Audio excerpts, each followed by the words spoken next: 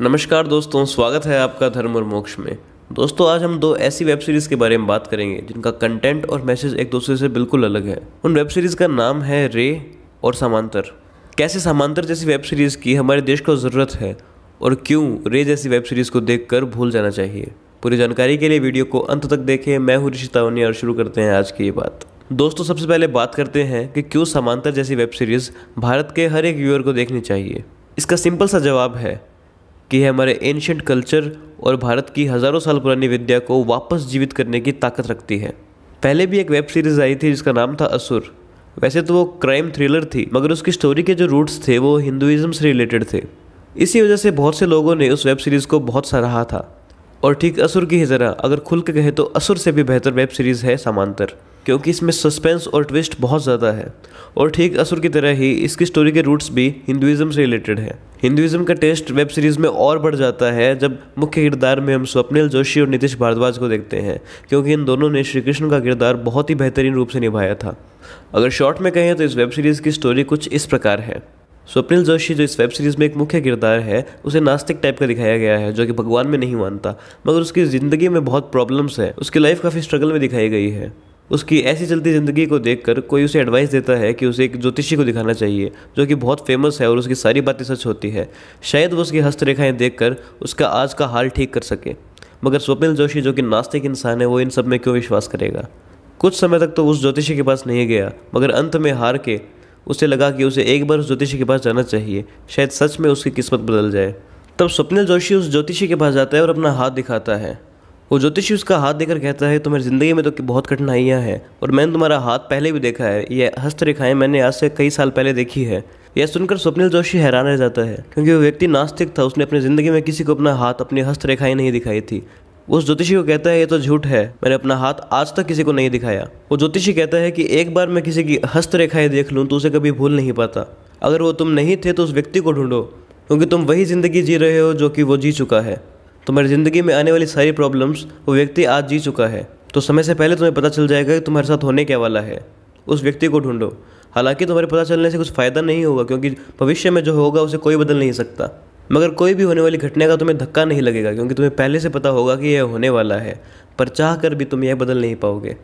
स्वप्निल जोशी उस ज्योतिषी की बात मान लेता है और उस व्यक्ति को ढूंढने लगता है, क्योंकि इन दोनों की लाइफ एक दूसरे के पैरेलल है। उस व्यक्ति का नाम होता है सुदर्शन चक्र। यहाँ फिर से हिंदुइज्म का एक अलग सा टेस्ट देखने को मिला है और सुदर्शन चक्र का किरदार निभा रहे हैं नीतीश भारद्वाज।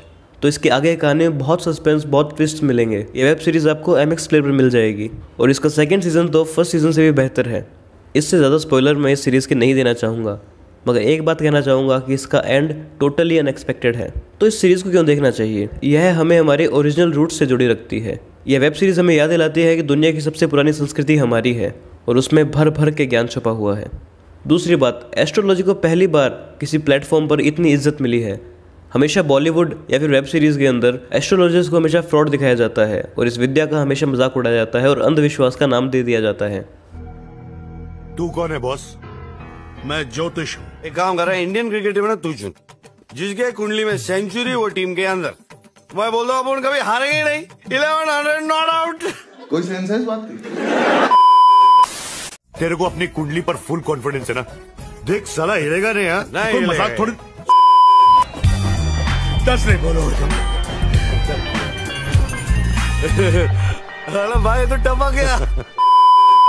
मगर इस विद्या को आज लोग जानने लगे हैं। एस्ट्रोलॉजी को तो लोग विदेशों में मानने लगे हैं। सोचने वाली बात है कि हज़ारों साल पहले हम ग्रह नक्षत्र देखते थे, ग्रहों की पोजीशन देखते थे, सूर्य की पोजीशन देखते थे, स्टार्स की पोजीशन देखते थे। उस समय लोग सोलर सिस्टम के बारे में जानते तक नहीं थे। इससे पता चलता है कि एस्ट्रोलॉजी कितनी एडवांस साइंस है। तो ज्योतिषों को इस बार इस वेब सीरीज़ में इज्जत मिली है, जो कि हर बार से अलग है और बेहतर भी है। मगर पूरी तरह ज्योतिष विद्या पर डिपेंड होना भी सही नहीं। ज्योतिष विद्या हमें एक इंडिकेशन देती है, मगर हम कुछ करेंगे नहीं तो हस्तरेखाएं और कुंडली धरी की धरी रह जाएगी। ज्योतिष विद्या भी फेल हो जाएगी। और आज काफ़ी जगह देखा जाता है कि ज्योतिषों की बातें गलत होने लगी है। उसके पीछे 3 वजह हो सकती है। पहली बात कि वो ज्योतिषी जो है उसे एस्ट्रोलॉजी की पूरी नॉलेज नहीं है। दूसरी बात, एस्ट्रोलॉजी डिपेंड करती है ग्रहों की पोजीशन पे, स्टार्स की पोजीशन पे, मून की पोजीशन पे। मगर हम जानते हैं कि सोलर सिस्टम में प्लैनेट्स की पोजीशन दूर होती जा रही है, कुछ प्लैनेट्स पास आ रहे हैं। हम यह भी जानते हैं कि चंद्रमा हमसे हर साल 2 सेंटीमीटर दूर होता जा रहा है। तो आज से हज़ारों साल पहले जब एस्ट्रोलॉजी का निर्माण हुआ था, तब इन ग्रहों की पोजीशन अलग थी और आज अलग है, इसलिए एग्जैक्ट रिजल्ट मिलना तो इम्पॉसिबल है, मगर हमें खुश होना चाहिए कि हमें एस्ट्रोलॉजी से इतना शानदार एस्टिमेशन मिलता है। और तीसरा कारण ये है कि लोग कहते हैं कि ज्योतिषियों की बताने वाली उम्र आजकल गलत होने लगी है। उसके पीछे की वजह यह है कि जिस समय ज्योतिष विद्या का निर्माण हुआ था उस समय वाहन व्हीकल्स नहीं थे, तो जो मौत एक्सीडेंट से होती है वो ज्योतिष विद्या में नेग्लिजिबल है। आज के खान पान में आज के सुख साधन की वजह से काफ़ी मौतें होती हैं, जिसका जवाब एस्ट्रोलॉजी में नहीं मिल सकता, क्योंकि जिस समय एस्ट्रोलॉजी का निर्माण हुआ था उस समय ना तो ये वाहन थे ना आज का खान पान। दोस्तों ये कुछ मेजर रीजंस थे इस वेब सीरीज़ को देखने के, मगर ये वेब सीरीज़ रे वेब सीरीज़ से अलग कैसे है? दोस्तों इस वेब सीरीज़ में हिंदुइज्म को दिखाया गया है, मगर हिंदुइज्म को दिखाने के चक्कर में किसी दूसरे धर्म की बेइज्जती नहीं की गई, उसका मजाक नहीं उड़ाया गया। मगर रे सीरीज़ में एक तरफ संत को तो ढोंगी दिखाया जाता है, दूसरी तरफ पीर बाबा को चमत्कारी दिखाया जाता है। संत परंपरा तो हमारे देश का एक अटूट अंग है, इसे हम देश से अलग नहीं कर सकते। इसे इतने गंदे फ्रेम में दिखाना गलत है। आसाराम बापू, राम रहीम जैसे फ्रॉड संत बने घूमते थे, मगर उन फ्रॉड्स के चक्कर में आप हजारों संतों की छवि खराब कर रहे हैं। भगवान विष्णु भी जब मनुष्य का रूप धारण करते हैं तब वे भी संत की शरण में जाते हैं। संतों को आप भारत के इतिहास से कभी अलग नहीं कर सकते। जिस प्रकार पीर बाबा चमत्कारी है उसी प्रकार संत भी चमत्कारी होते हैं। तो बॉलीवुड बार बार क्यों संतों और ज्योतिषियों को फ्रॉड दिखाता है? इन सब बातों को अंधविश्वास का दिखाता है। किसी एक धर्म के रिप्रेजेंटेटिव को आप अच्छा दिखाते हैं और किसी दूसरे धर्म के रिप्रेजेंटेटिव को आप बुरा दिखाते हैं। इससे दो धर्मों के बीच में लड़ाइयाँ होती है। अगर बॉलीवुड का मकसद अंधविश्वास की पट्टी खोलना होता तो कोई एक मूवी तो संत की महानता पर बनी होती, मगर ऐसा कभी नहीं हुआ।